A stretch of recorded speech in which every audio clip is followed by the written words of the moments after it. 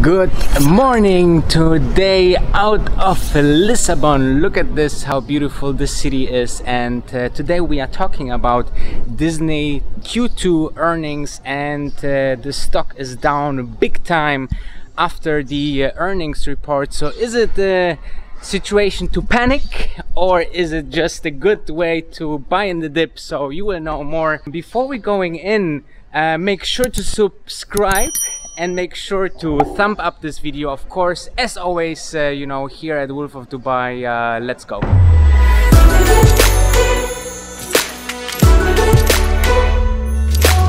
Okay, we found a place to vlog from here. So guys, before we diving into the numbers of the Q2 Disney, I want to let you know that the numbers were not that as expected. So Disney tanked more than 5% the day after, and we are actually down that much because the market expected something that Disney didn't deliver. And one of the key points that Disney management said it was not according to their wishes, why the numbers was not so good as expected, was that they are currently in the process of acquisition of Fox Entertainment, of Fox, the well-known TV and entertainment giant in US. And I want to visualize for you how important this acquisition is for Disney. As you know, Disney is one of the greatest content producers, and I just recommended to that this stock is very valuable for potential shareholder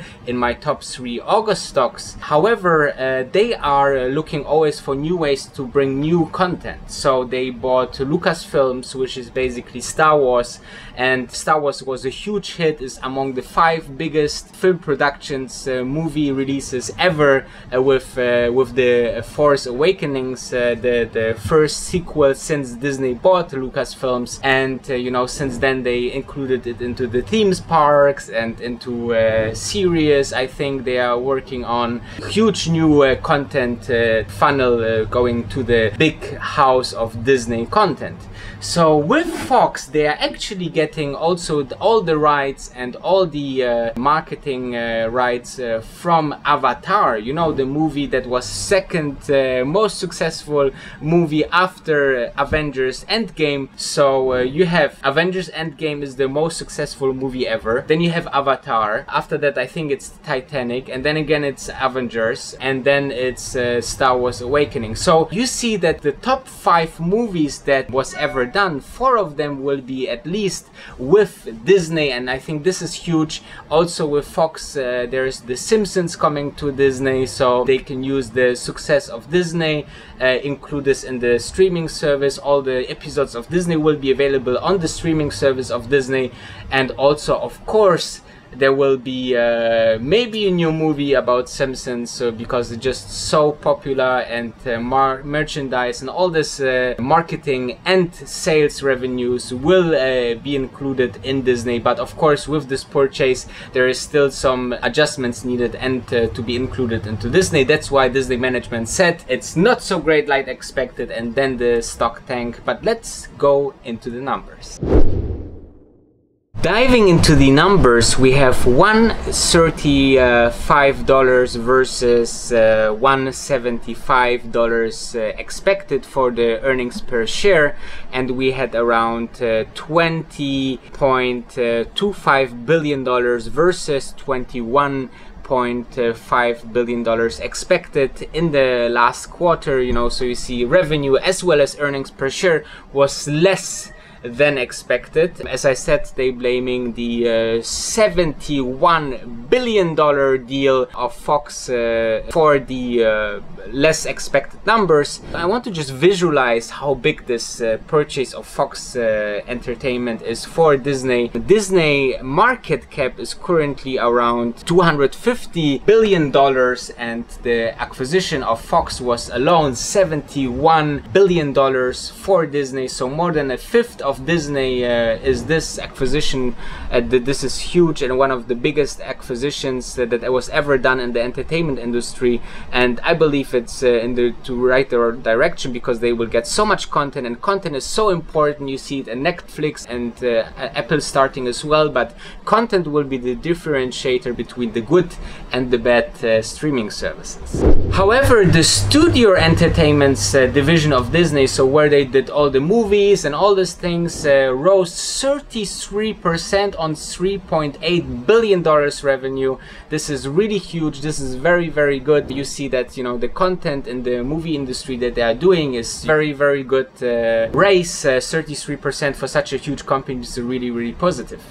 Also, Disney's media network, so you know, all the media channels that they own, rose also more than 20% on $6.7 billion, which is really good. The parks revenue went up 7%, which is also positive, $6.6 billion during the quarter. Also, the direct-to-consumer segment saw revenues $3.86 billion, with an operating loss increasing to $553 million from $168 million, and they of course have also a reason why that didn't work out so well, as they have a huge investment cost into all the streaming services now. So actually Hulu, they have their own streaming services, ESPN Plus as well. The direct-to-consumer segment or business unit of Disney is the one that you know, they have the content which they directly through their own channels bring to the consumer, so not over DVDs or cinemas, you know, where there is someone in between. But you know, you see this channel to go directly to the consumer is very important for Disney in the future. So not so good numbers over there. They also announced the price for Disney Plus, which is almost $7, which you will have all the content from Disney, Pixar, Marvel, Star Wars and more, which I think is really good pricing. I also have seen that $13 should be the price for a bundle of all their direct-to-consumer channels, so Hulu, Disney Plus, ESPN Plus as well. So I think this is also a very good way to cross-sell all the different segments and content to the client, and $13 it's something that the Netflix charge as well. Finally, I think what is also important, they announced that through all their movies that they released, it was Aladdin, Toy Story 4, Avengers Endgame, they could create a revenue of $9 billion this quarter, which is a really big portion of the overall quarter of this year. And I think that this is important way for Disney also to spread and content. You know, if you're looking for a stock that you want to hold for a longer period of time, I think it's great that you can use the dip now to buy some shares, because over the long term, if we're not going into some bigger market downwards movements, I think you know, it's a great stock to own. It's a great value. They are having a bright future with all the content they are producing. They have so much things that they can create content on and have all the rights. So I think there's so many good movies that will come out. So let me know what you guys think. I'm vlogging tomorrow for you, and see you tomorrow. And don't forget, the grass is greener on the other side. Peace.